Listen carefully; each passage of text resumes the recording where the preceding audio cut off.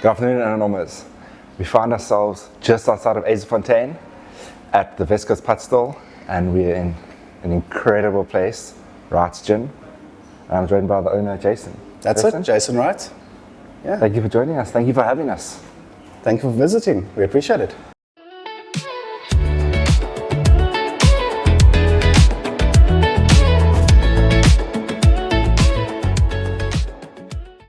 So obviously we sit in front of this beautiful sign, Wright's Distillery.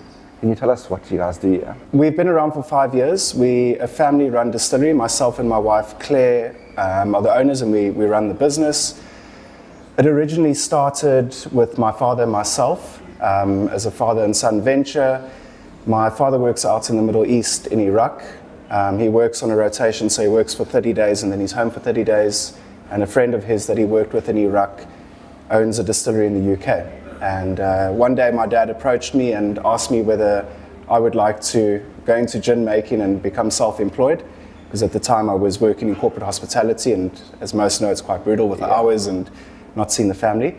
And long story short, we took a risk and we decided to open a family-run business. And 5 years later, we're growing every year.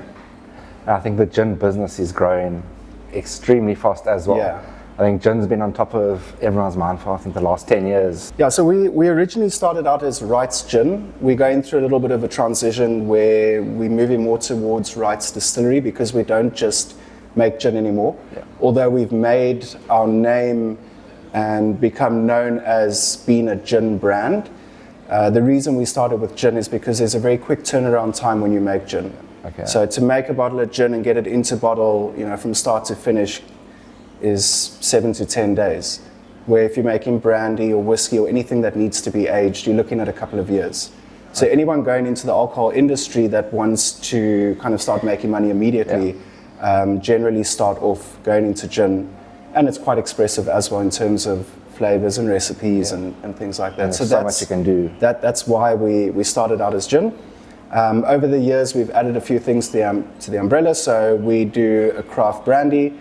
It's a 3-year pot still blended brandy that we do called Dassie Brandewijn, named after all the Dassies that are synonymous with Azefontein down at the harbour. And then there's a bit of a play on words with our slogan being Dassie Brandewijn for jou. So that was the reason we chose the brandy, because we like the play on words, but we also wanted to pay homage to the Dassies that stay out of the harbour. Area we're in. Also close to where my father lives, on the harbour road, and we always used to take walks down there and see the Dassies. The kids love them. So that was the reason for the brandy.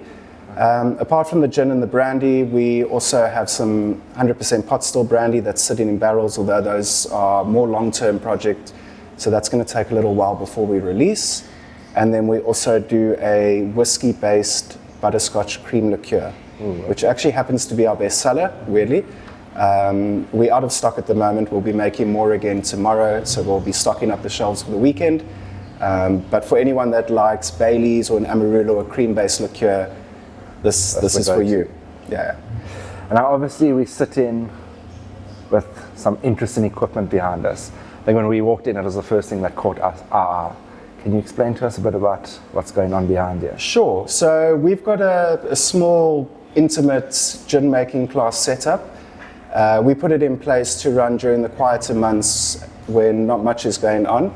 So it'll be our first winter having the stills in place. We're pretty much looking forward to maybe even opening a bottle of red wine, having the fireplace on, even though we're making gin. But yeah, we're looking forward to getting going with this over the winter months. But basically what it is it's a guided class with one of our distillers, either myself and Lovemore, who's our head distiller here at Wright's.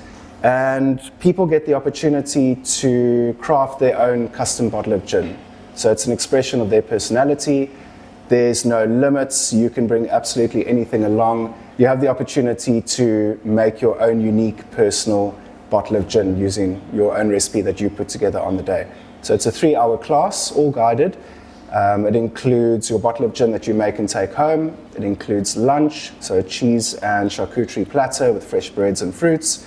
It also includes a couple of drinks, a 6-pack of tonics, and that's all for less than R1,000 a person, or 1,800 for a couple working on one still. These are 1.2 litre pot stills, so they produce roughly a litre of alcohol at 43%, so 500 more bottles of gin. And yeah, that's pretty much about it. We'll get into the making, I think, maybe in the next episode. 100%. But yeah, that's pretty much how it goes. But I think one of the great things you mentioned to us just before we started the interview is that it only takes about 7 days. So you have that experience where you've spent the day with your partner making your gin, and then in 7 days' time you get to relive that experience when you finally finish off what you've been working on. Yeah, so gin is very much like cooking. If you make a curry, everyone knows that a curry is better the next day. Yeah. Gin is very much the same. It needs a few days to rest. There are a lot of essential oils. They're quite volatile. So those oils need time to marry together and kind of envelop. So when you make a batch of gin, or at least in our case and most other people, we leave our gin for 10 days. Most leave it for 7 days to rest. So 7 to 10 days is really the period. And then after that, you add water to reduce the alcohol percentage down to bottling strength. Okay. So you could make your gin and bottle it today, but it's not recommended because it hasn't had time for those flavors to come together. Gotcha. So make it today, wait a couple of days, and then after 7, 8, 9, 10 days, you can enjoy that first G&T with your partner, friend, whatever it is that you made it with. So you get to relive that experience in a week's time.